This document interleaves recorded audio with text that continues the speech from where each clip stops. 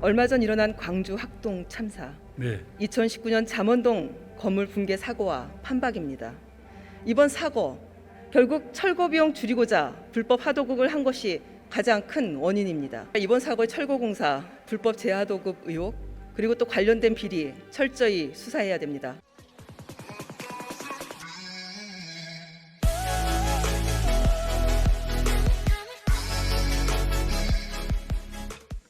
생명과 안전을 귀하게 여기는 나라다운 나라, 우리 정부의 국정 철학입니다. 네.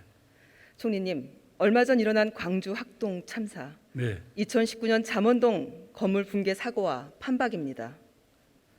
건물 위에서 아래로 해체해야 하는 기본 원칙도 안 지키고 도로와 인접해 있는데도 위험을 방어할 철골 기둥이나 보호벽 제대로 갖추지 않았습니다. 2달 전인 4월 어느 시민이 사진을 전송하며 학동 민원을 접수하기도 했습니다. 이번 해체 공사 사업 구조를 슬라이드를 통해 살펴봤습니다. 철거공사는 재개발 조합이 시공사인 현대산업개발과 계약했는데 이후 한솔기업에 하도급을 주었습니다. 한솔기업은 해체 공사 전문 업체지만 서울 소재 10여 명 직원이 일하고 있는 회사입니다. 이후 광주 지역의 백솔건설, 아산산업개발 등 여러 업체에 2차, 3차 하도급이 이루어졌습니다. 언론에 따르면 공사 비용은 처음 평당 28만 원을 책정했지만 이것이 2차 하도급을 거치며 10만 원대, 3차 하도급을 거치며 4만 원대로 줄어들었습니다. 총리님, 이번 사고 결국 철거 비용 줄이고자 불법 하도급을 한 것이 가장 큰 원인입니다. 건설 분야에서 중대재해가 발생할 경우 발주자, 시공자의 책임을 강화하는 건설안전특별법 제정 동의하십니까? 예. 의회에서도 이 문제는 좀 서둘러 주셔야 되겠습니다.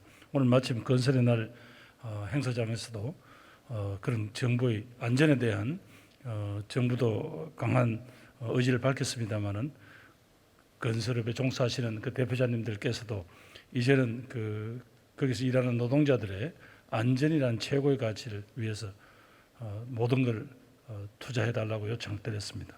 네, 뿐만 아니라 이번 사고의 철거공사 불법 재하도급 의혹 그리고 또 관련된 비리 철저히 수사해야 됩니다. 정부의 근본적 대책 어떻게 준비하고 계십니까? 그러니까 하도급 자체가 불법이 아닌 단계가 있고 아마 불법인 단계에 있는 것 같습니다. 그렇죠. 그래서 첫째로 현장에 대해서 우선 조사 방식을 확실히 개선하거나 하는 거고요. 두 번째는 결국은 이분들이 자꾸 특별사법 경찰 자격을 달라고 하지 않습니까?